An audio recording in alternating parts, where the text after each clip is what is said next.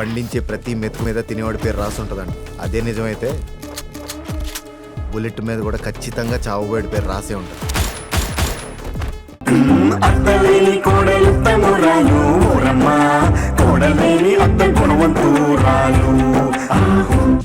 ఏంటి, నిజం చెప్పాలంటే భయం వేస్తుందా? కానీ నిజాయితీగా నిజం చెప్తే జీవితం బావుంటుంది. సరే, ఇక రేపు కలుద్దాం. బాయ్.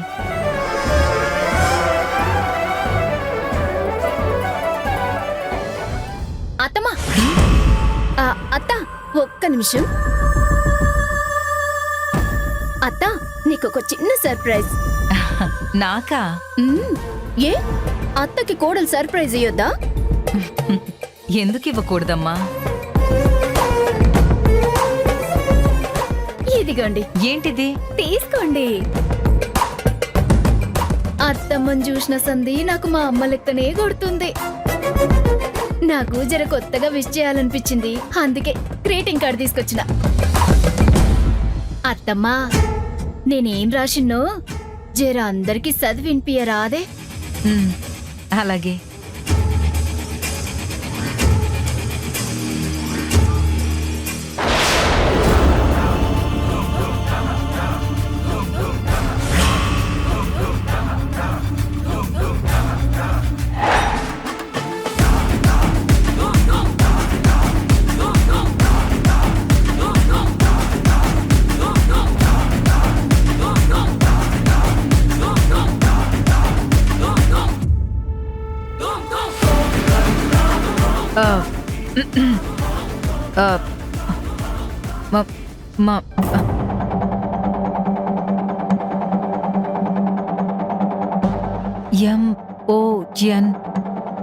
MONOW.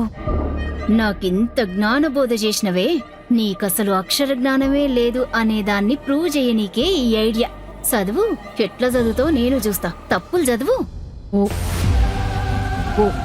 Pull WONDE. ఏంటత్తయ్య గారు చదవట్లేదు? అలా కూడబలుకుంటున్నారేంటి?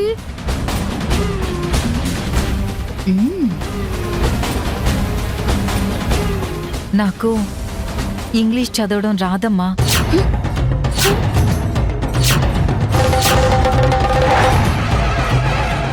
నేను పెద్ద పెద్ద చదువులు చదువుకోలేదు.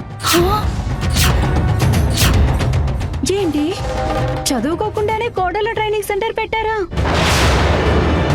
అసలు మీకు చదువు రాదంటే నమ్మలేకపోతుండాము. గీదేందత్తా గింత సర్ప్రైజ్ ఇచ్చును? ఇందులో సర్ప్రైజ్ ఏముంది? చదువు రావడం పెద్ద గొప్ప ఏంటి? చదివిస్తే ఎవరైనా చదువుకుంటారు.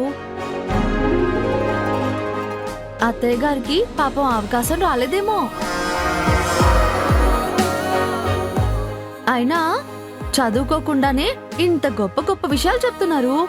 ఆ చదివే ఇవన్నీ చదవాలి. ఆ జ్ఞానమే ఈవెంట్ చూసి నేర్చుకోవాలి.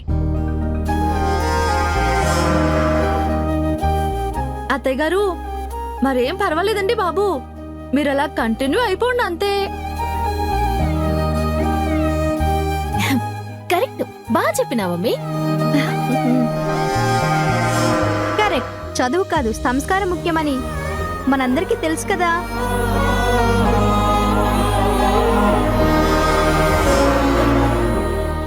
ఏంట్రాదిగా ఆలోచిస్తున్నావు? నీ ప్రేమని అత్తయ్య మీద కురిపించావు. ఆవిడకి ఆ ప్రేమ అర్థమైందిలే.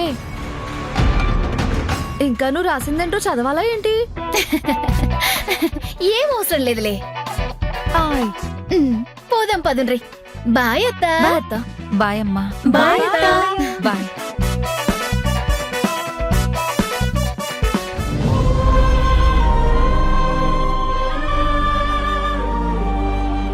చూసావాక, మనం మంచి చేస్తే మంచే వెనక్కి వస్తుందని రుజువైంది. నీ పాఠాలు ఫలితాలనిస్తున్నాయక్క. ఈ బ్యాచ్ లో నీ కోడళ్ళు ఉన్నట్టే.